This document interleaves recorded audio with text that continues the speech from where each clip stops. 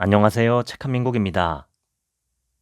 오늘 소개할 책의 제목은 마지막 강의. 지은이는 필립 코틀러 외 41명 공저입니다. 당신은 당신의 삶을 살고 있습니까? 아니면 죽을 때까지 청구서를 받아 지불하고 있습니까? 너무 많은 사람들이 인생의 대부분이 지나가 백미러에 나타날 때까지 이 질문을 자신에게 하지 않는다. 많은 이들이 세상을 바꾸는 것에 대해 이야기하지만 정작 자신을 변화시키는 것에 대해서는 생각하지도 말하지도 않는다. 변화는 성찰에서 시작된다. 자기 혁신은 대수술을 받는 것과 비슷하고 그 메스를 쥐고 있는 사람은 바로 당신이다. 임종을 맞은 사람에게 가장 후회되는 것을 물어보면 가장 많은 대답이 자신의 꿈과 열망을 추구하지 않은 것이라고 한다. 만약 실패를 두려워하지 않았더라면 얼마나 더 많은 성취를 할 수 있었을까? 우리는 순응하도록 길러졌다. 우리의 인생에는 오직 한 가지 선택만 있는데 그것은 자신의 꿈을 좇을 것이냐 아니면 다른 사람에게 고용되어 그의 꿈을 도울 것이냐 둘 중 하나를 고르는 것이다. 후회 없는 인생을 살려면 매우 강력한 두 가지 긍정의 힘으로 하루를 시작해야 한다. 내게는 더 나은 내일이 있다는 것, 그리고 그렇게 만들 수 있는 힘이 내 안에 있다는 것. 이 두 가지 생각이다. 인지신경과학자들의 연구에 따르면 우리의 몸은 우리의 생각에 반응한다. 긍정적인 마음으로 하루를 시작하는 것이 개인의 혁신과 행복을 위한 가장 중요한 출발점이다. 자신의 목표를 달성할 수 있다고 믿어도 좋고 믿지 않아도 좋다. 그것은 선택이고 중요한 것은 당신 안에 힘이 있다는 사실이다. 나는 부정적인 마음을 가진 사람에게서 좋은 아이디어가 나오는 것을 보지 못했다. 당신에게 불리한 확률을 받아들이는 것은 시작하기도 전에 패배를 인정하는 것과 같다. 성공과 행복을 누리는 사람들이 일찍이 터득하는 것이 있는데 바로 실패와 좌절의 차이이다. 실패란 작동하지 않는 지점에서 배우는 것을 계속하고 있다는 뜻인 반면 좌절이란 경기를 하다가 중단한 다음 포기하고 링 밖으로 나가는 것을 말한다. 진정한 성공은 자금이나 의지력이 바닥나기 전에 가능한 한 여러 번의 실패를 맛보는 것에서 온다. 기업가는 성공으로 가는 길에 평균적으로 3.8번의 실패를 경험한다고 한다. 영웅이 되느냐, 거지가 되느냐를 구분하는 유일한 속성은 끈기이다. 경험이 없지만 끈기를 가진 창업자라면 자신이 시장을 독식하고 있다고 자만하는 대기업보다 훨씬 더 멀리 갈 수 있다. 사람이 실패에 직면했을 때 자신의 이미지를 혁신하느냐 그러지 못하느냐가 바로 그 사람의 대담한 용기를 시험하는 진정한 테스트가 될 수 있다. 비즈니스의 성공은 자기 혁신의 씨앗에서 싹을 틔운다. 이것이 바로 당신이 자신을 혁신해야 하는 이유이다. 인생이나 사업에서 진정한 실패는 시작하기도 전에 자신에게 불리한 확률을 받아들여 제대로 시도해 보기도 전에 패배를 인정하는 것이다. 의미 있는 삶을 살려면 목표를 세워야 한다. 목표란 유통기한이 있는 꿈이다. 시작하기 전에 모든 경로의 모든 단계를 자세히 알 필요는 없으나 탐색과 배움을 위해서는 안전지대 밖으로 나아가야 한다는 것을 명심해야 한다. 5년 후 자신이 어디에 있게 될지 아무도 모르는데 어떻게 하면 거기에 도달할 수 있을지 누가 알겠는가? 그저 과감하게 첫걸음을 떼고 정진할 수밖에. 모든 것은 당신 자신의 변화에서부터 시작된다. 오늘날 우리는 두려움이 대중의 행동을 지배하는 세상에 살고 있다. 사람들은 세계 정치, 실패, 일상의 변화를 두려워한다. 하지만 생존과 성장의 비결은 미지의 세계로 헤엄쳐 들어가는 방법을 찾는 데 있다. 두려움이 우리의 존재를 지배하도록 허용한다면 오직 하나의 결과만 있을 것이다. 그것은 바로 우리의 머리를 아래로만 향하게 하는, 즉 가라앉는 방법밖에 없다는 뜻이다. 나는 여러분이 두려움을 버리고 위험의 정면으로 도전하기를 바란다. 두려움은 방어 기제로서 인간의 내면 깊은 곳에 존재한다. 모래 진흙과 미립자 물질이 엉켜있는 시면의 수중 동굴 속에서 폐소 공포증이 몰려온다면 나는 단지 살아남기 위해 절박하고 신중하게 한 걸음 한 걸음을 내디뎌야만 한다. 그것은 오직 평정심을 유지할 때만 가능하다. 나는 절대로 공포에 사로잡혀서는 안 된다. 평온한 상태에서 숨을 들이쉬고 내쉬어야 하며 이를 측정하면서 진행해야 하고 심장 박동수를 최대한 낮게 유지하면서 생존을 위한 최선의 다음 단계에 초집중해야 한다. 위급한 상황에서 나의 감정은 아무런 도움이 되지 않는다.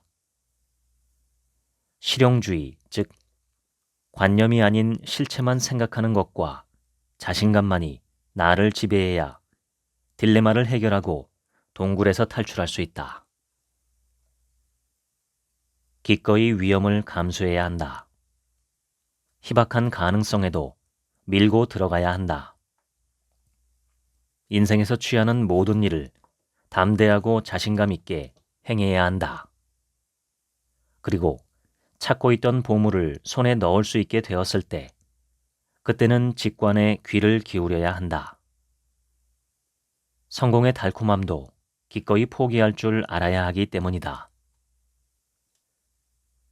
조금만 더 가면 산의 최정상에 이르고 조금만 더 깊이 동굴 속으로 들어가면 새로운 탐험의 세계가 열릴지라도 그것만큼이나 중요한 집으로 안전하게 돌아가야 한다는 사실을 반드시 기억해야 한다. 뒤로 물러나야 할 때를 아는 것, 그것은 미지의 세계를 탐험할 때 두려움을 받아들이는 것만큼이나 중요하다. 한 사람의 인생의 80%는 태어난 나라와 문화, 사용하는 언어, 당시 사회 상황에 따라 결정된다. 20년 전의 시리아는 따뜻하고 평화로운 지중해 국가로 세계 어느 곳보다도 살기 좋은 나라였지만 지금은 전쟁의 소용돌이 속에서 비참한 건강과 교육 상태로 살아야 하는 절망적인 곳이 되어버렸다. 만약 당신이 이 글을 편히 읽고 있다면 역사적으로 우위에 있는 서구 또는 번영을 경험한 현대 아시아 국가에서 태어나고 자란 행운아일 것이다. 하지만 결국에는 우리 모두가 같은 지점에서 만나게 될 것이다. 인생의 마지막에 공통적으로 도달하는 결론은 무엇일까? 나는 뉴욕 맨해튼의 한 변호사를 알고 지냈는데 그는 어렸을 때부터 명문학교를 다녔고 하버드 로스쿨을 졸업하여 맨해튼 굴지의 로펌에 취직한 사람이었다. 최고의 나라, 최고의 도시에서 최고의 영향력과 명성, 돈, 안전, 행운 등 모든 것을 발 아래에 둔 채 엘리트 코스만 밟아온 금수저였다. 그의 인생은 처음부터 잘 차려진 식탁과도 같았다. 그러나 놀랍게도 그는 자신의 인생이 실패했다고 말한다. 노인 요양원에 있는 노인들 중 어느 누구도 인생은 길어요. 자신이 원하는 바를 아주 천천히 이루세요. 라고 말하는 사람은 없다. 오히려 그들은 한결같이 인생은 짧고 게다가 나이가 들수록 시간은 더욱 빨라져 일주일이 사흘 같다고 말한다. 위에서 말한 변호사의 성장 과정을 세밀히 들여다보면 그의 인생은 꿈을 이룬 인생이 아니라 안전함을 추구한 삶이라는 것을 알게 된다. 상상력과 모험이 넘칠 수 있었을 삶을 재정적인 안정과 맞바꿨고 그 결과로 그저 그런 삶을 이어가고 있다고 스스로 고백했다. 인생의 마지막을 앞둔 이들의 공통적인 첫 번째 결론은 내가 누구인지 어떤 사람이 되어야 하는지를 다른 누구도 아닌 바로 나 자신이 찾아야 한다는 것이다. 나는 그 어떤 노인도 살면서 너무나 많은 교육을 충분히 받아왔어 라고 말하는 것을 들어본 적이 없다. 우리에게 있어 교육이라는 것은 사용할 일이 없기를 바라며 살긴 하지만 절체절명의 위기 때 우리의 생명을 구해주는 두 번째 낙하산이 되어준다. 그러므로 두 번째 일반적인 결론은 교육이 성공을 보장할 가능성이 있다는 것이다. 세 번째 일반적인 결론은 건강이 재산이라는 점이다. 건강이든 경제적인 변화든 우리를 기다리고 있는 재난을 아무도 예측하지 못한다는 점. 이것이 인류에게 가장 어려운 공통적인 결론 중의 하나이다. 우리가 반드시 기억해야 할 것은 모든 사람들이 다 다르게 살아도 우리의 끝은 같은 생각으로 끝난다는 점이다.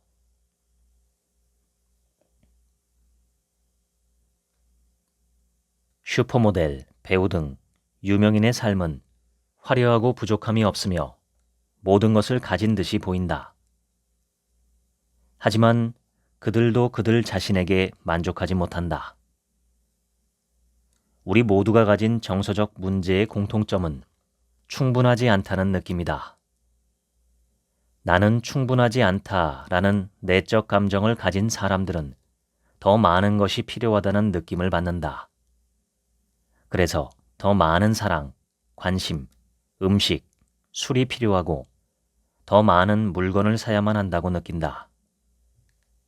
쇼핑, 섹스, 칭찬, 음식, 술, 초콜릿 등으로 충족시켜보지만 결국에는 부족함을 느낀다.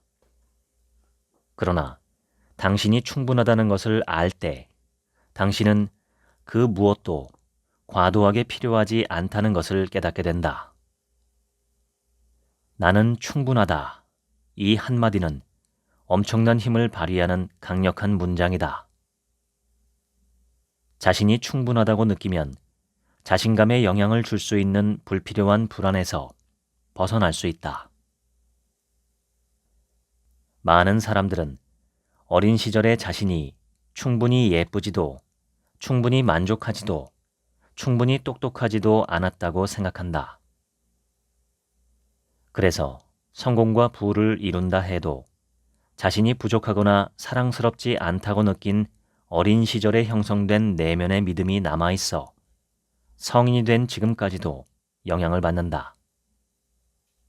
과음, 과식, 강박, 주의력 장애, 심지어는 정신분열증과 같은 현대의 많은 문제들의 근원은 충분하지 않은 내적 공허함을 채워야 할 필요성으로 다시 돌아오는 것이다. 필립 세이모어 호프만, 로빈 윌리엄스, 히스 레저, 커트 코베인, 브리트니 머피, 휘트니 휴스턴, 심지어 마릴린 먼로까지 그들은 부러울 것 없이 모든 것을 가졌음에도 자신의 가치를 알지 못했기 때문에 결국 아무것도 가질 수 없었다. 자신의 가치를 알지 못하면 자신의 인생에 대해서도 아무 의미를 느끼지 못한다. 충분하지 않다고 말하는 목소리가 머릿속에 있다면 나는 충분하다로 바꾸어 크게 말하라. 매일 아침 저녁으로 반복하고 마음이 받아들일 때까지 말해야 한다. 나는 슈퍼스타이고 천재다 라고 스스로 말하라고 한다면 거부감이 들 수도 있다. 하지만 당신은 충분하고 항상 충분했고 앞으로도 충분할 것이라는 진실은 말 그대로 진실이기 때문에 결코 거부당하지 않을 것이다. 우리는 매일 자신에게 이 문장을 외쳐야 한다. 나는 충분하다. 샤워를 할 때나 이를 닦을 때나 출근할 때나 언제나 스스로에게 나는 충분하다. 나는 항상 충분했고 앞으로도 항상 충분할 것이다 라고 말해보길 강력하게 권한다. 나는 충분하다 라고 말하면 완벽해지려는 노력을 할 필요가 없어진다. 매일매일 자신에게 나는 충분히 갖고 있다. 나는 충분하다. 더 필요하지 않다라고 되뇌어라. 이것은 과식과 음주를 멈추게 하고 나쁜 관계를 끊게 하며 좋은 관계를 발전시키는 데 도움을 준다. 왜냐하면 당신의 존재가 그만한 가치가 있음을 알게 될 테니까. 나는 충분하다라고 자주 말해야 한다. 큰 소리로 말하고 느낌을 실어 말하고 온 마음을 다해 성심껏 말하고 나를 억누르고 나에게 상처를 주는 충분하지 않다는 느낌을 완벽하게 대체할 때까지 반복해서 말하라. 우리가 충분하다고 느낄 때 비로소 긍정적인 에너지가 생긴다. 사람들은 자기애가 있는 사람을 좋아하기 마련이고 내면의 평화를 가진 사람에게 강하게 이끌리는 법이다.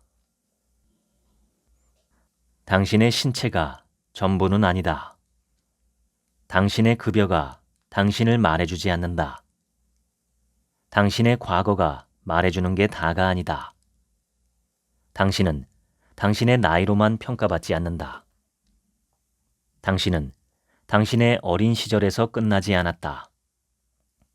당신은 충분하다. 항상 그래왔고 앞으로도 그럴 것이다. 당신의 뇌는 주인이 이 말을 자주 하고 있고 이런 확신을 갖고 있으니 이건 틀림없는 사실이구나 라는 결론을 내릴 것이다. 당신의 뇌는 당신에게 동의하고 마침내 목표를 위해 실질적인 진일보를 하게 된다.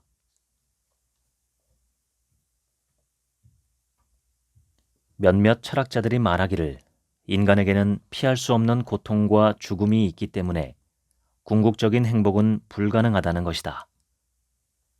그러나 데이터에 따르면 적어도 선진국에서는 대부분의 사람들이 행복감을 느낀다.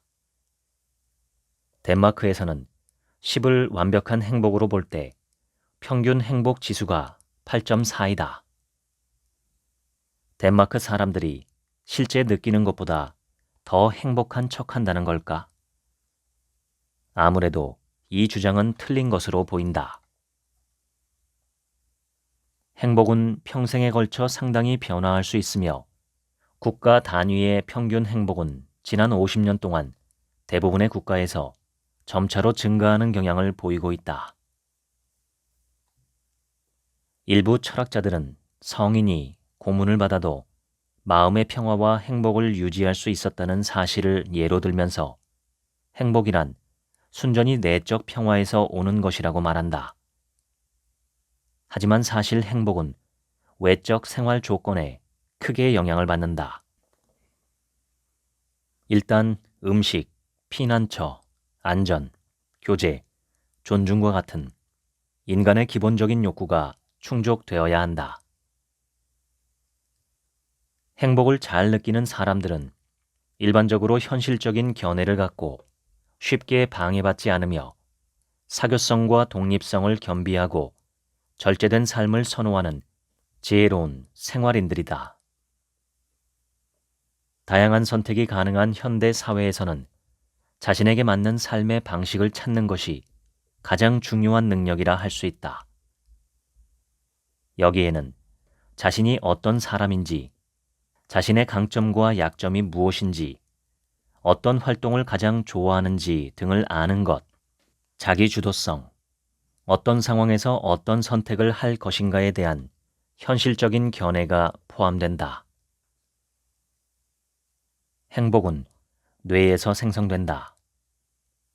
뇌는 도파민, 세로토닌, 엔도르핀과 같은 물질을 방출하는데 바로 이것들이 기분을 좋게 만드는 신경 전달 물질이다.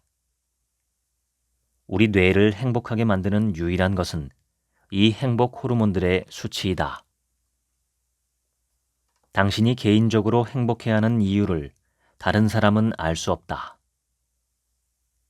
어떤 동물에게 음식을 그냥 주는 상황과 특정한 임무를 완수하면 스스로 음식을 먹을 수 있게 하는 상황, 이 두 가지를 실험해 보았다.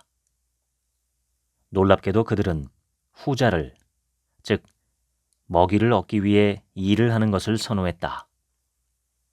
그것이 그들에게 더 높은 수준의 만족감을 주었다. 힘든 일과 피로를 극복하더라도 목표를 세우고 나아가는 일은 우리들의 행복 상태를 눈에 띄게 향상시킨다. 자기 결정과 자율성은 그것이 단순한 환상으로 밝혀졌을 때조차도 세로토닌 수치를 높이는 것으로 입증되었다. 수많은 설문조사는 직업에서의 자기 결정이 더 많은 창의성과 효율성으로 이어진다는 것을 증명하고 있다. 또한 스웨덴 연구진은 부담이 많은 직업이면서 일에 대한 권한은 없는 상태일 때 만성 질환에 걸릴 위험이 현저히 높아진다는 사실을 밝혀냈다. 내가 말하고 싶은 요점은 당신의 직업이 마음에 들지 않으면 그만두라는 것이다. 우리의 뇌는 평생 유연하고 역동적인 상태를 유지하므로 인생을 바꾸는데 너무 늦은 때란 없다. 마치 40세의 인생이 끝난 듯 호들갑 떠는 사람이 있다면 제발 멈춰주길 바란다. 당신의 삶의 가장 중요한 것은 오로지 당신의 결정뿐이다.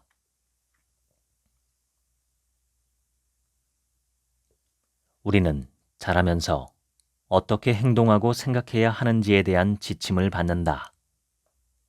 이런 지침의 대부분은 우리가 사회에 쉽게 적응할 수 있도록 하는 중요한 규칙이다. 하지만 우리에게 심리적, 사회적 획일성을 제공하기 때문에 때론 부정적으로 작용할 때도 있다. 사회 규범에 불순종하는 것은 위험하지만 비판의식 없이 절대적으로 지키는 것 또한 위험하다. 사회적 제도의 절대적인 결핍 혹은 절대적인 획일성, 두 상황 모두 디스토피아, 즉 부정적이고 불완전한 세상의 대표적인 사례들이다. 따라서 사회 또는 개인의 수준에서 대답하기 가장 어려운 질문 중 하나는 우리가 어떤 규칙을 따르고 어떤 규칙은 거부하며 또 어떤 규칙은 만들어야 하는지를 결정하는 것이다. 칸트는 모든 단일 법률과 제도를 준수하는 것은 위험하다고 했다. 우리가 우리만의 도덕적 자율성을 생각하고 발전시키고 채택하지 않는다면 항상 쉽게 조종당할 것이고 더 나은 미래를 향한 길로 나아가지 못할 것이다.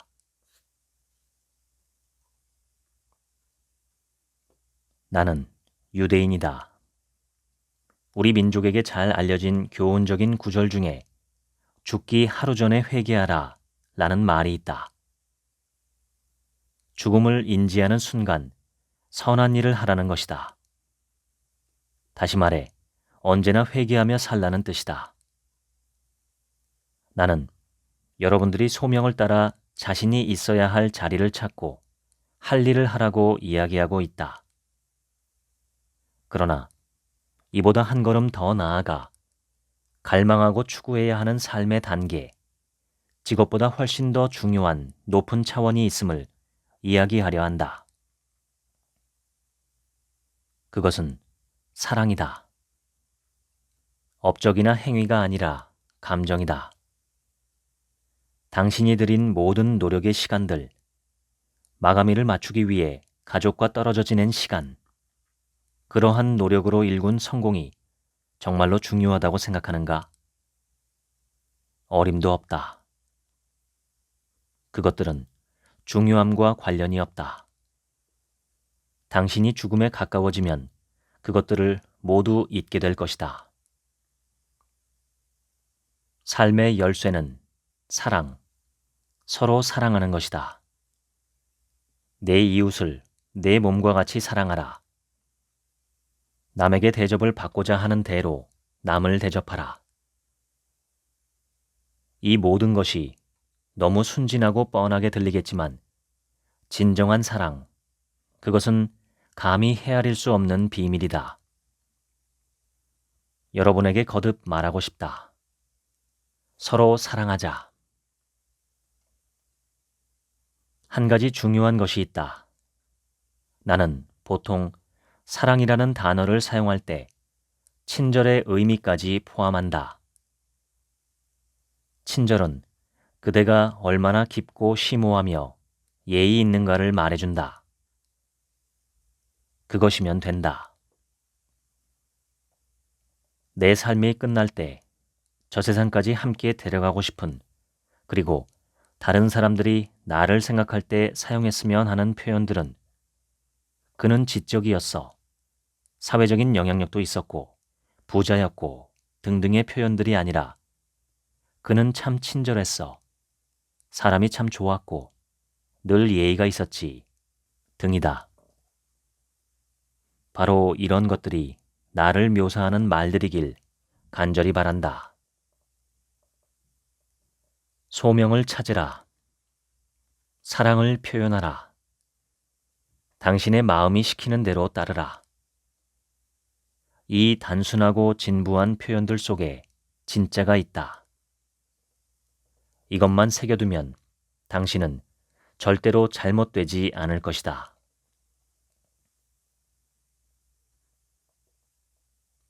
세상 모든 것은 호흡이다.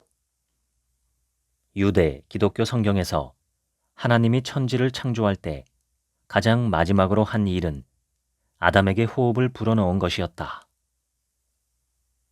우리는 자연에서 산소를 공급받고 숨을 들이쉴 때마다 몸 전체에 영양분이 공급된다. 숨을 내쉴 때마다 우리의 생명은 만료된다. 나는 어머니가 사망 선고를 받고 나서 1시간쯤 뒤에 병원에 도착했다. 어머니 옆에 몇 분 동안 앉아서 가만히 우리가 함께했던 시간들을 회상했다. 그러면서도 어머니의 배 부근을 쳐다보는 것을 멈출 수 없었다. 나는 어머니가 돌아가신 것을 알았지만 막상 배가 움직이지 않고 호흡이 멎었다는 사실이 도무지 믿기지 않았다. 1969년 12월 20일 나는 뜻밖의 교통사고를 당해 팔의 움직임이 제한되고 손이 아무런 기능을 할 수 없으며 하반신이 마비된 상태가 되었다. 당시 나와 같은 환자의 기대 수명은 14년이었다.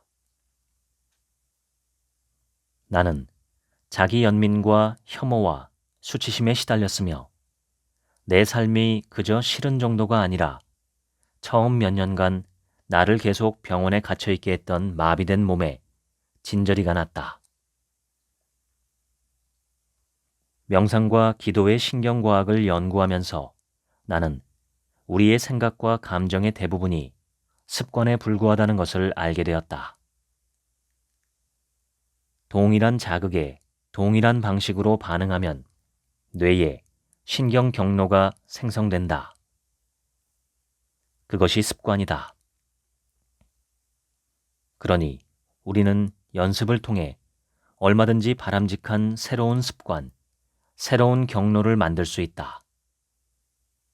냉소, 자기연민, 심지어 수치심까지 모두 습관적인 반응들이다. 사랑, 감사, 기쁨도 습관적인 반응들이다. 그래서 더 많이 사랑할수록 습관처럼 더 쉽게 사랑할 수 있는 것이다.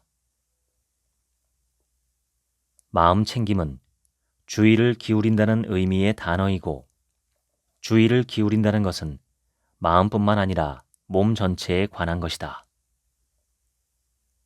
우리가 동시에 여러 일을 하는 멀티태스킹에 능숙하다고 착각할지 모르지만 사실은 무언가를 완전히 경험하는 유일한 방법은 대상 하나에 우리의 모든 관심을 집중하는 것이다.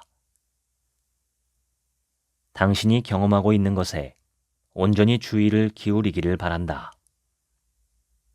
스마트폰을 눈에 띄지 않게 숨겨라. 혹시 주머니에 있다면 소리와 진동을 꺼두어라. TV나 컴퓨터를 보지 말고, 책도 읽지 말고, 음악도 듣지 말고, 대화도 삼가는 경험을 시도해 보기를 바란다.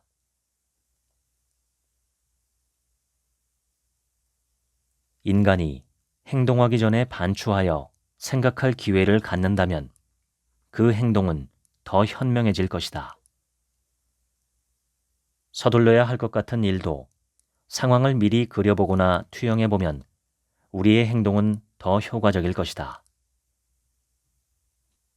누구나 시간을 갖고 마음을 가라앉히고 심사숙고하면 자신의 행동을 개선해 나갈 수 있다. 2시간 동안 활주로에 갇힌 뜨거운 비행기 안에서도, 갑자기 정차되고 정전이 된 만원 지하철 안에서도 나는 최선을 다해 명상을 한다.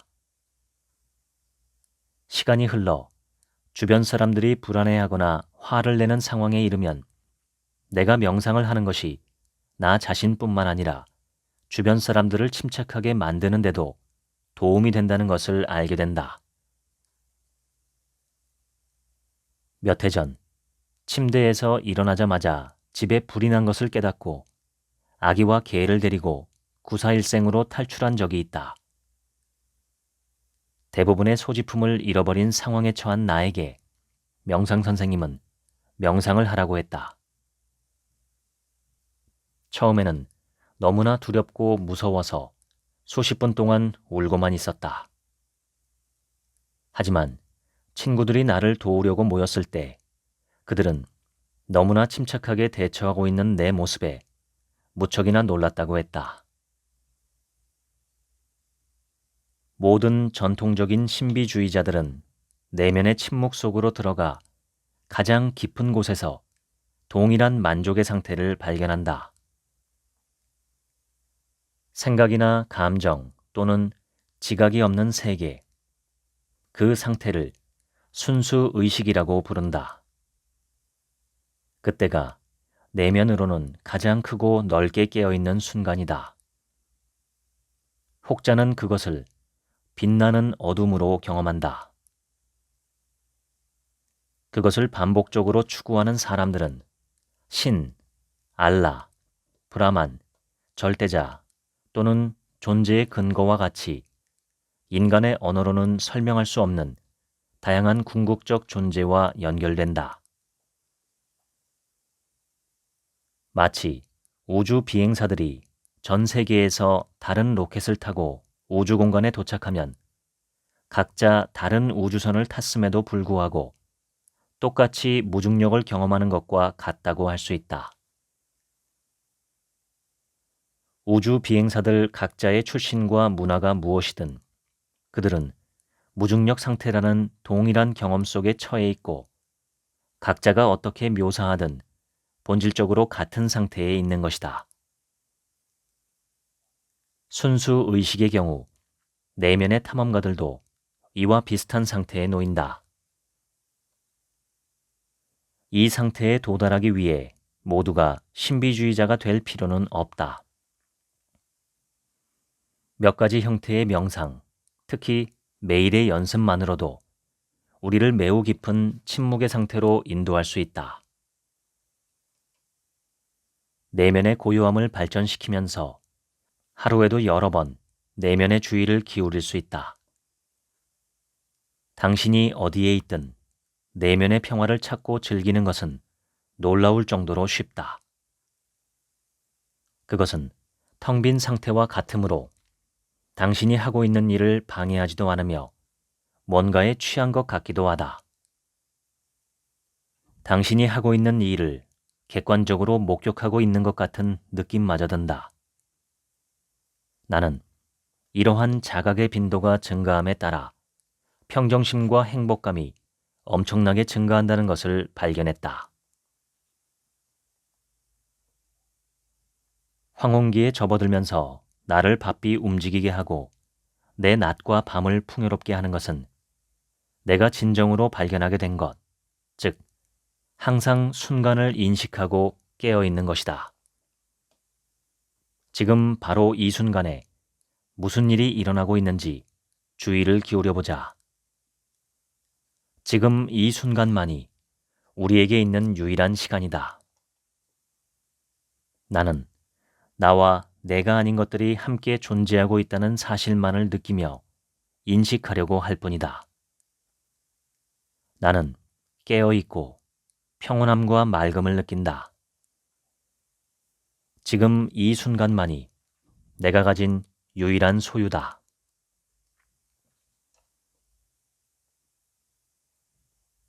인간은 두려움 속에서 살게 되면 무력하고 쇠약해지기 때문에 강한 믿음을 필요로 한다. 나는 동전을 던져 어떤 선택이 나오든 결국은 잘된 선택이라고 믿어버린다. 아무도 미래에 대해서는 알 수 없으므로 자신이 믿고 싶은 바를 선택하는 것이다. 내 경험에 따르면 미래에 대한 믿음이 있는 현재가 두려움이나 불안 속에 있는 현재보다 훨씬 더 좋다.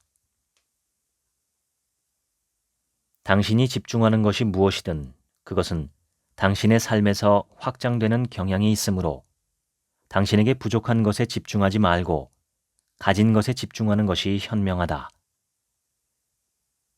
사실 행복이란 오직 지금 여기에만 존재하는 것이다. 우리는 짧은 시간 동안 이 땅에 살다 가는 것이므로 시간을 낭비해서는 안 된다. 여러분이 하는 모든 일, 특히 다른 사람들과 의사소통을 할 때 의식을 갖고 임해야 한다. 말을 할 때는 과장 없이 하라. 남의 말에 끼어드는 경향이 있다면 말하기 전에 심호흡을 하는 연습을 하라. 다른 사람에게 뭔가를 요청할 때는 명확하게 하고 3가지 응답, 즉 예, 아니요, 나중에 대답하겠습니다. 이 3가지 모두를 받아들일 준비를 하라. 당신이 아니요를 받아들일 준비가 되어 있지 않다면 당신은 요청이 아니라 요구를 하고 있다는 것을 알아야 한다. 그리고 험담을 피하라. 당신이 잘못했을 때는 신속하고 완벽하게 사과하라. 사실과 의견의 차이를 잘 구분해서 말하고 정치적, 종교적 교리에 대해서는 삼가하여 말하며 자신의 의견을 말할 때는 겸손하게 제시하라. 다른 사람의 말을 들을 때는 온 마음을 다해 집중하여 들어라. 말하기와 듣기는 핵심적인 기술이지만 학교에서 제대로 가르쳐주지 않는다.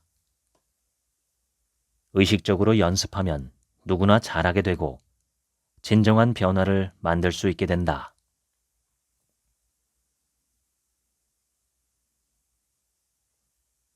성공을 늘리고 행복을 높이는 방법에 대한 조언으로 가득한 것이 일반적인 문화이다.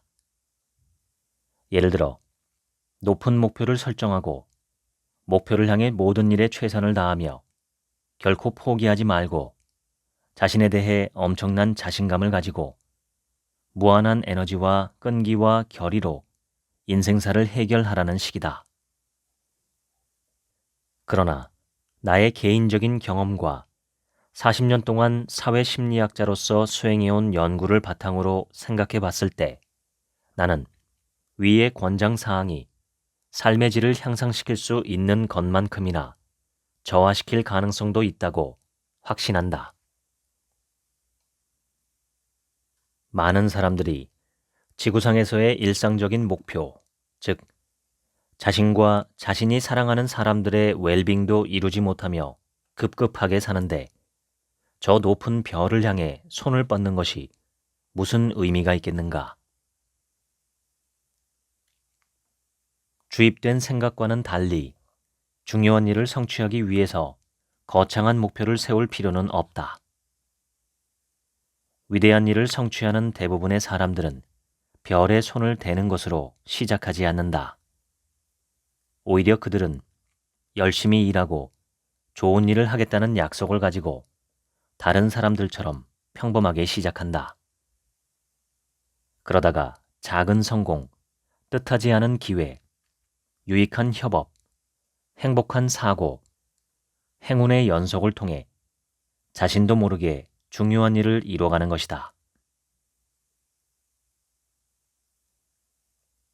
대중들을 상대하는 심리학의 현자들은 항상 최선을 다해야 할 뿐만 아니라 결코 포기하지 말아야 한다고도 조언한다. 잠시 생각해보자. 절대 포기하지 말아야 한다는 것이 사실이라면 우리는 둘 중 하나이다. 무엇이든 시작하면 끝을 봐야 하거나 그 일을 하면서 늙어 죽게 되거나 이 두 가지 중 하나로 계속 추구해야 하는 것이다. 중간에 그만두는 것은 아예 선택사항이 되지 못하며 논외가 된다.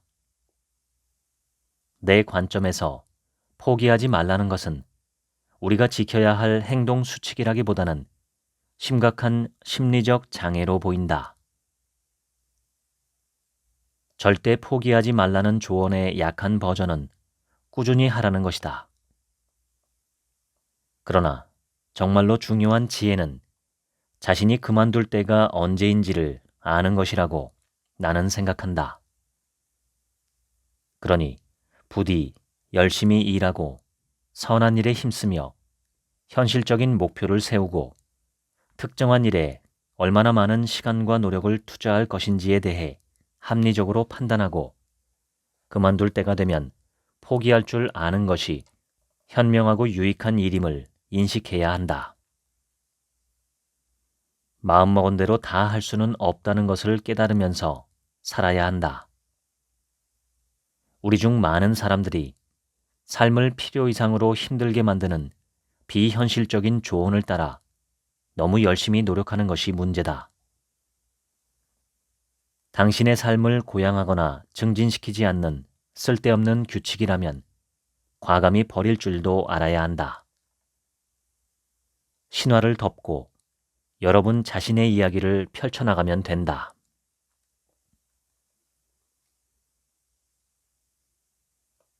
인간에게는 무언가를 남기고 싶어하는 보편적인 욕구가 있다. 우리가 한때 여기에 머물렀다는 것을 우리 자신과 다른 사람들에게 증명하는 것, 그것을 유산이라고 말할 수 있을 것이다. 내가 배운 가장 확실한 한 가지는 우리 모두가 유한하다는 사실이다. 모든 것은 영원할 수 없다.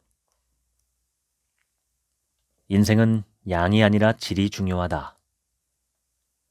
유한한 시간 속에서 양과 질 모두를 달성하는 것이 이상적이기는 하지만 단순히 얼마나 오래 사는가 보다 어떻게 잘 사는가에 초점을 맞춰야 한다. 그러나 요즘은 아주 잠깐 전원을 끄거나 아무것도 하지 않거나 1초라도 멍하게 있는 것이 참으로 힘든 세상이다. 우리의 의식은 가상의 세계를 돌아다니며 계속해서 주의가 산만해지는 걸 느낀다. 이러한 장치들은 우리가 자신에 대해 성찰할 기회를 빼앗아 갈 뿐만 아니라 삶에 대한 친밀함도 앗아간다. 우리는 고대의 유물들과 광대한 유적지 등을 통해 우리 자신의 삶이 지금까지 존재했던 앞서간 모든 이들의 삶과 연결되어 있음을 느낀다. 모든 것이 그 안에 있으며 그 안에 인류의 정수가 있다. 인생은 직선이라기보다는 일련의 전진과 후퇴를 반복하는 움직임이며 종종 특정한 도착점이나 명확한 목표가 보이지 않을 때가 많다. 그래서 우습게도 인생의 비결은 단순히 그저 계속하는 것에 있다. 마침내 원하는 것을 발견할 때까지 에너지나 열정을 잃지 말고 끝없이 실험하라. 언제나 호기심을 유지하고 어떠한 결과에도 당황하지 않기를 바란다. 20세나 30세 또는 40세에도 원하는 것을 찾지 못했다면 그 후에도 계속 찾아 나서라. 나는 개인적으로 40세의 나이가 훨씬 넘을 때까지 내가 무엇을 잘하고 무엇을 가장 즐겨하는지를 알지 못했다. 찾기 위해서 너무 조급해할 필요는 없다. 우연과 행운을 과소평가하지 말고 더 많이 시도하고 더 열심히 일할수록 행운이 찾아올 가능성이 높다고 생각하라. 가능한 한 많은 세계를 경험하고 최대한 다양한 사람들을 만나며 조금씩이라도 다채로운 것을 배우고 어떤 것을 몰입하여 배워라. 그리고 여러분이 가장 좋아하는 것이 무엇이든 결국엔 매우 잘하게 될 것이라고 믿어라. 당신을 두렵게 만드는 몇 가지 일을 시도해보라.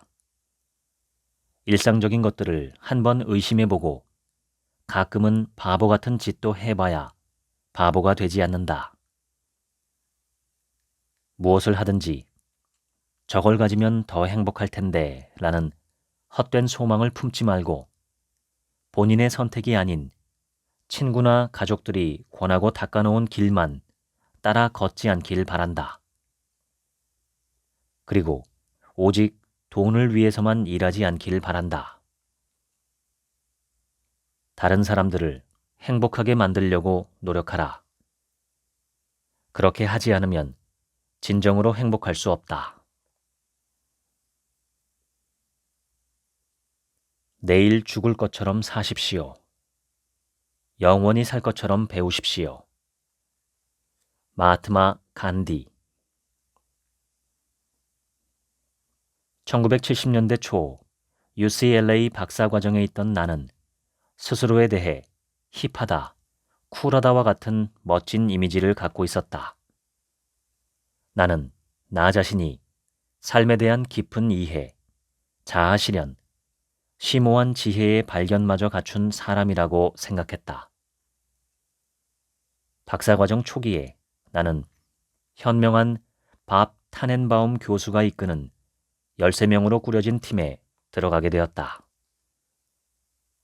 어느 날 밥 교수는 우리에게 토론하고 싶은 것에 대해 마음껏 토론하라며 수업 시간을 내주었고 나는 로스앤젤레스 사람들에 대해 이야기하면서 토론을 시작했다.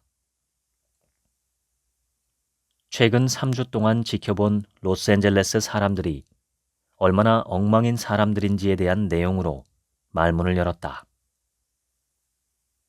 그들은 $78짜리 스팽글 청바지를 입고 골드 롤스로이스 차를 운전합니다. 말하자면 그들은 싸구려 플라스틱같이 저급한 매우 물질 만능주의적인 인간들이에요. 그들은 다른 사람에게 깊은 인상을 주는 것에만 신경 쓰고 인생의 깊은 의미나 중요한 것에 대해서는 관심이나 이해력이 하나도 없습니다.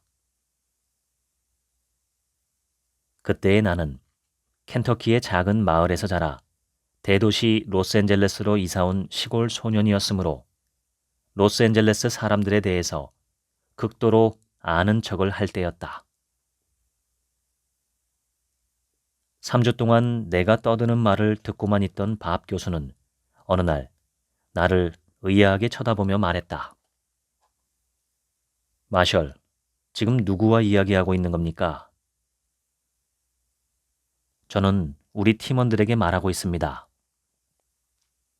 팀원 중에서 누구와 이야기하고 있습니까? 글쎄요.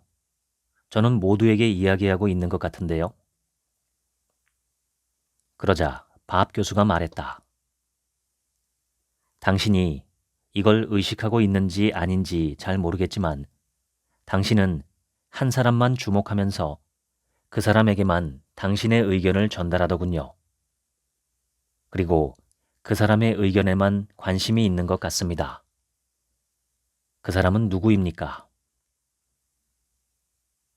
나는 한참을 고심한 끝에 혹시 그 한 사람이 밥 교수님 당신인가요? 라고 되물었다. 그러자 그는 맞아요. 이 방에는 12명의 다른 사람들이 있는데 왜 당신은 그들 중 누구에게도 관심이 없는 것처럼 보이죠? 라고 대답했다. 마셜, 지난 3주 동안 당신이 하려고 했던 건 나에게 깊은 인상을 주려는 시도가 아니었을까요? 나는 밥 교수의 명백한 통찰력 부족에 심히 놀랐다. 전혀요. 교수님은 제가 한 말을 하나도 이해하지 못하신 것 같아요. 저는 다른 사람들에게 감동을 주려고 노력하는 일이 얼마나 형편없는 것인가를 설명했습니다. 제 요점을 완전히 놓치신 것 같은데 솔직히 교수님의 이해력이 부족해서 조금 실망스럽네요. 그는 나를 보더니 수염을 긁적이며 아닙니다. 이해하고 있는 겁니다. 라고 말했고 내 주위에 있던 12명의 동료들도 뭔가 생각하는 얼굴로 긁적이며 말했다. 우리는 이해하고 있습니다. 그 사건으로 인해 나는 밥 교수에 대해 깊은 반감을 갖게 되었고 그의 심리적인 문제를 파악하고 그가 혼란스러워하는 이유를 알아내려고 많은 에너지를 할애했다. 그렇게 6개월을 보낸 후 나에게 놀라운 깨달음의 순간이 찾아왔다. 문제는 밥 교수가 아니었다. 로스앤젤레스 사람들은 더더욱 아니었다. 진짜 문제를 가진 사람은 다름 아닌 나였던 것이다. 나는 마침내 거울 속의 나를 들여다볼 수 있었다. 이 경험에서 내가 이해하기 시작한 두 가지 큰 교훈 중 첫 번째는 우리 자신의 문제를 우리 안에서 보는 것보다 다른 사람에게서 보는 것이 훨씬 쉽다는 것이었다. 두 번째는 우리가 우리의 문제를 우리 자신에게 부정할 수 있을지라도 우리를 지켜보는 사람들에게는 매우 명백하게 보일 수 있다는 점이었다. 내가 생각하는 자아와 남들이 보는 나 사이에는 거의 항상 불일치가 있었다. 내가 배운 교훈은 종종 나에 대하여 나를 제외한 세계가 나 자신보다 더 정확한 관점을 가지고 있다는 것이었다. 자기 자신을 잠시 멈춰 세우고 다른 사람들이 나를 보고 듣고 생각할 수 있게 한다면 그것은 좋은 기회이다. 우리는 우리가 원하는 자아와 우리가 세상에 내놓고 있는 자아를 비교할 수 있다. 그런 다음 드러나 있는 액면 가치와 실제의 행동을 일치시키는 변경 작업을 할 수 있다. 나는 종종 내가 독선적이거나 설교적이거나 다른 사람들보다 더 거룩한 척을 하거나 불의에 대해 화를 낼 때 그 문제는 결국 다른 사람들에게 있는 것이 아니라 바로 내게 있음을 깨닫게 되었다. 그렇다. 대체로 문제는 내 안에 있다. 나의 인생을 되돌아보며 여러분에게 드리고 싶은 마지막 조언이 있다면 그것은 주변 사람들의 말에 귀를 기울이라는 것이다. 그들이 보는 당신은 당신이 보는 당신과 다른 사람일 수도 있음을 받아들여라. 인생의 거의 모든 문제를 분석해 본 경험으로 볼 때 문제의 근원을 찾기 위해서 멀리까지 갈 필요가 없다. 거울을 들고 자신의 모습을 들여다보기만 하면 된다. 지금까지 마지막 강의 읽어드렸습니다. 지금부턴 제 얘기입니다. 이 책은 41명의 저자가 쓴 책입니다. 각자가 생애의 마지막 강의를 한다고 가정하고 사람들에게 마지막으로 남길 말이 무엇인지 써달라고 한 것입니다. 이 방송을 들으시는 당신께서도 스스로에게 같은 질문을 던져보시면 어떨까요? 내 인생의 남은 시간이 10분밖에 없다면 당신께서는 어떤 말을 남기시겠습니까? 대부분의 사람이 임종시에 하는 말에는 3가지 공통점이 있습니다. 첫 번째는 후회입니다. 그렇게 하지 말았어야 했는데, 저렇게 했어야 했는데 하는 후회죠. 두 번째는 감사입니다. 평소에는 감사하지 못했던 것들, 아니, 오히려 평소에는 원망하고 미워했던 것들 속에 내가 보지 못했던 긍정의 씨앗, 축복의 씨앗이 숨겨 있었음을 발견하고 감사하게 됩니다. 세 번째는 당부입니다. 막상 죽을 때가 되어서야 어떻게 인생을 살았어야 했는지 깨닫게 된 사람들은 아직 살 날이 많은 사람들에게 이러저러하게 살라고 당부합니다. 제 어머니가 돌아가시기 전에 제게 남긴 유언이 3개 있습니다. 첫 번째는 아내와 아들에게 자랑스러운 사람이 되라는 것입니다. 두 번째는 당신처럼 어렵게 살지 말고 부자가 되어서 풍요롭게 살라는 것이었습니다.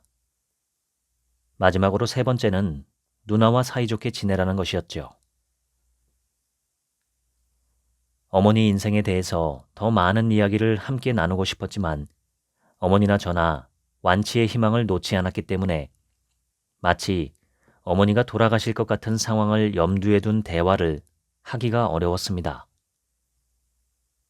어머니의 후회나 감사의 내용을 들어보지 못한 것은 참 아쉽지만 이미 지나간 것이니 돌이킬 수가 없겠죠. 3년 반 동안 11번의 입퇴원을 반복하며 항암 치료를 했는데 그러던 어느 날 제가 어머니한테 물어본 적이 있습니다. 살면서 가장 기뻤던 일이 무엇이었느냐고요. 그러자 어머니는 아들, 딸을 낳아서 키운 것이 가장 큰 기쁨이라고 했습니다. 누나와 제가 어엿하게 성인으로 자라서 인생을 살아가고 있는 것 그 자체가 어머니에게는 굉장히 큰 기쁨이었던 것이죠. 어머니의 삶에서 어머니가 희망했을 법한 물질적인 풍요의 기회나 배움의 기회가 있었더라면 참 좋았겠지만 시대적인 환경이 어머니가 태어났던 시기가 그것을 허락해주지 않았습니다. 인생의 많은 부분은 그냥 주어진 것입니다. 제 어머니의 일생을 생각해 볼 때 1945년 일제강점기가 끝날 때 태어났기 때문에 어머니의 유년기 시절은 한반도가 역사상 최악의 결핍과 어려움에 시달리던 시기였습니다. 또한 동시에 최고의 번성기 초입이기도 했죠. 물론 그 시기에 태어난 분들 중에서도 좋은 환경과 좋은 기회를 얻은 분도 있고 제 어머니보다 훨씬 더 힘든 환경에서 초인적인 노력으로 극복하신 분도 있지만 아마도 그 시기에 태어났던 대부분의 사람들은 참 쉽지 않은 인생을 살았을 것입니다. 그 세대와 불과 50년 뒤에 태어난 제 아들 세대를 비교해보면 그런 생각이 더 듭니다. 살아보면 50년은 긴 시간이 아닙니다. 눈 깜짝할 사이에 지나가는 시간이죠. 그런데 50년 전에 태어난 사람들은 50년 후에 태어난 사람들보다 너무나 힘들게 생존해야 했습니다. 이런 걸 가리키는 말이 있는데 복불복입니다. 복불복은 복이거나 혹은 불복이거나, 즉 복이 아니거나 하는 뜻이죠. 우리가 생각하는 인생의 축복 혹은 불행은 이유 없이 무작위로 그냥 주어진다는 뜻입니다. 숲의 나무들을 봐도 어떤 나무는 비옥한 토양에 안락하게 자리를 잡아 크게 성장하기도 하고, 어떤 나무는 벼랑 바위 틈 사이에 겨우 뿌리를 내려 똑같은 시간을 더 많이 노력해도 훨씬 더 작고 볼품없는 나무로 자라기도 합니다. 기계적이고 일률적인 평등은 최소한 탄생에 있어서만큼은 적용되지 않습니다. 제가 즐겨봤던 미드 중에 보스턴 리걸이라는 법정 드라마가 있습니다. 변호사들이 울고 웃고 사랑하고 싸우며 사는 이야기입니다. 법정 드라마라서 재판 장면이 참 많이 나오는데 그 중에 이런 장면이 있습니다. 한 여학생이 자신의 어떤 장애로 인해 학교에서 차별을 당했다고 고소를 했는데, 자기 자신도 아스퍼거 증후군을 가진 상대 측 변호사가 변론을 하며 That's life 라고 말합니다. 서로 다른 조건을 안고 태어나서 애초에 불공평한 경쟁을 하며 상처와 고통을 받으면서도 그걸 극복하고 성장해야 하는 것, 그것이 바로 삶이라는 주장입니다. 이상적으로는 이러한 불공정이 소멸되는 것이 좋겠지요.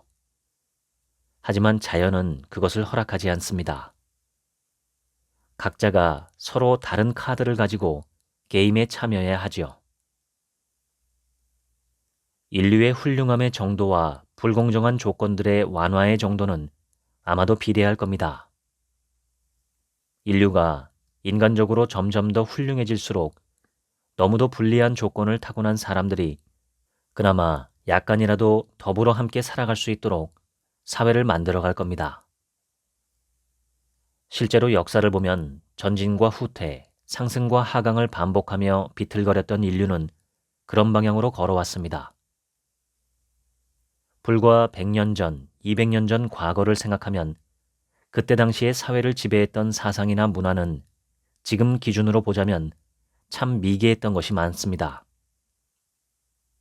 200년 전, 300년 전까지만 봐도 인간이 인간을 물건처럼 사고 팔며 노예를 부리던 시절이었으니 더 말할 것도 없겠죠. 그런데 앞으로 200년, 300년이 흐르면 어떻게 될까요? 미래의 후손들은 지금의 우리를 보며 어떤 생각을 할까요? 저는 언젠가 인류가 21세기를 돌아보며 참으로 야만적이고 폭력적이고 미개한 시대였다라고 반성하는 시기가 오기를 진심으로 바랍니다. 생각이 다르다는 이유로 서로 죽이고, 동물이라는 이유로 집단 학살을 하거나 물건처럼 취급하고, 자기 몸 죽는 것도 모르고 환경을 파괴했던 지금의 우리보다 훨씬 더 나은 후손의 시대가 오기를 기원합니다.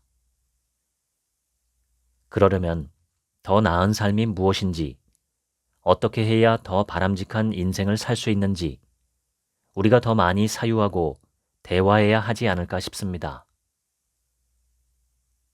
중국 속담에 새도 죽을 때 그 소리가 구슬프고 여우도 죽을 때 태어난 고향 쪽으로 머리를 돌린다는 말이 있습니다. 삶을 마감하는 순간이면 모든 생명체는 진솔해지고 진지해지고 진실해진다는 뜻이겠죠. 더 이상 속일 필요가 없으니까요. 영화배우 공유가 출연했던 용의자라는 액션 영화 말미에 이런 대사가 나옵니다. 죽어가는 놈이 거짓말하겠니? 오늘 소개한 이 책은 41명의 저자에게 자신의 마지막 강의를 상상해서 의뢰한 것입니다. 제한된 삶의 마지막에 다다른 인생을 생각할 때 인간은 정말 진지해지고 진솔해지고 진실해질 수 있습니다. 그래서 많은 현자들이 항상 죽음을 생각하라고 했죠. 잘 살기 위해서입니다. 어떻게 살 것인가? 내 삶을 통해 무엇을 이룰 것인가? 항상 사유하시면서 꿈과 목표를 잃지 마시기를 바랍니다. 그래서 마지막에 후회 없이 감사하며 떠나시는 삶을 모두가 경험하시면 좋겠습니다. 그것은 개인의 축복이자 인류의 축복이 될 것입니다. 지금까지 책 한 민국의 하루치 생각이었습니다. 감사합니다.